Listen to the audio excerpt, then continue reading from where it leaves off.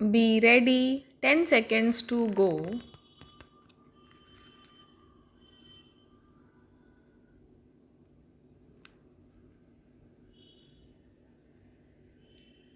Start. Mr. Deputy Speaker, sir, the recommendation on certain observations of the board with regard to the policy on children of our country is really speaking a very good outcome and a very good exercise.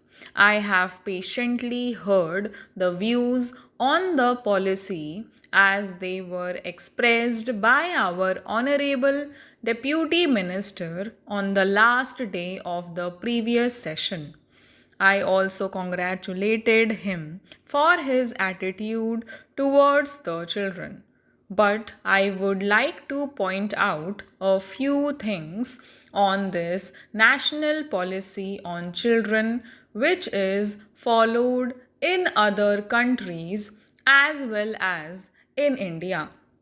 In India, perhaps it is a known fact both from the point of view of religion and that of ancient thinking that the child is treated as God.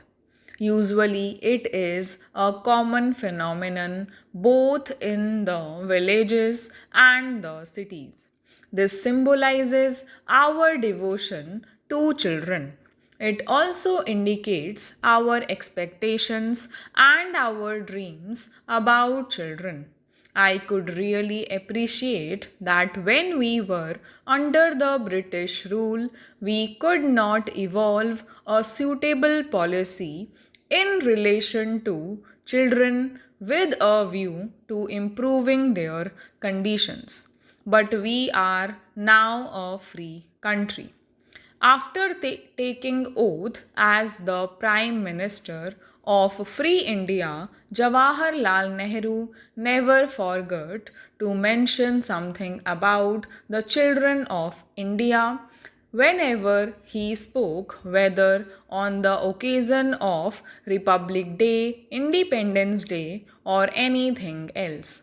He thought that the country could have been built much more given sufficient care and they had been made to feel that they were partners in all our work. This was also the thinking of Lenin in Soviet Russia.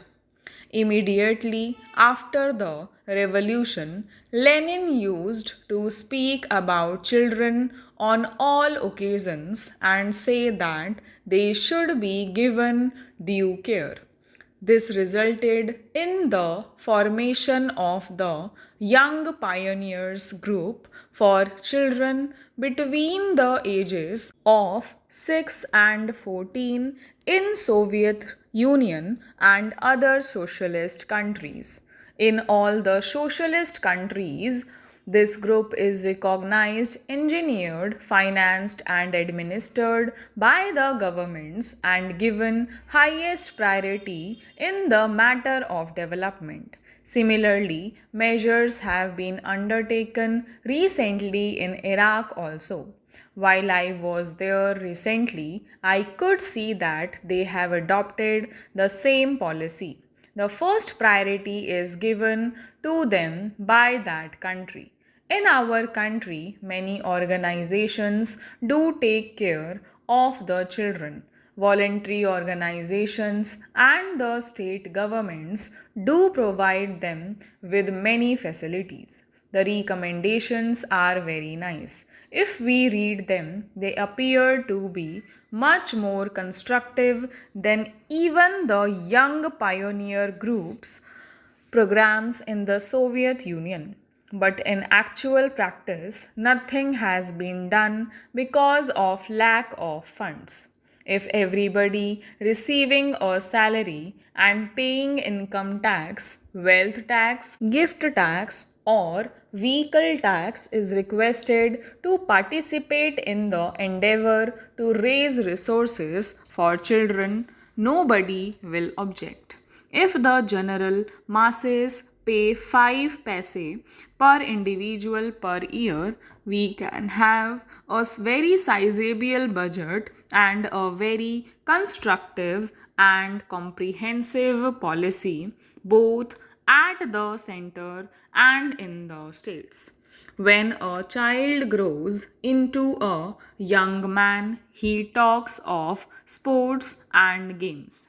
Look at the budget allocation for sports and games, which would help the development of the mental and physical potential of the young of our country. It is a small amount in comparison to what they spend in Middle Eastern countries. In a country having 100 crores of people, that is the second largest population in the world, children and youth are not given any financial expenditure support by the government. There is no compulsory item of expenditure for the promotion of the moral and cultural talents of the children in the national sphere. This work has to depend on some social organizations. I do not object to the participation of voluntary organizations. But I do feel that when a country proclaims itself to be a socialist country or a country on its march towards socialism, the looking after the youth and children should be the basic pillar of the policy of the country.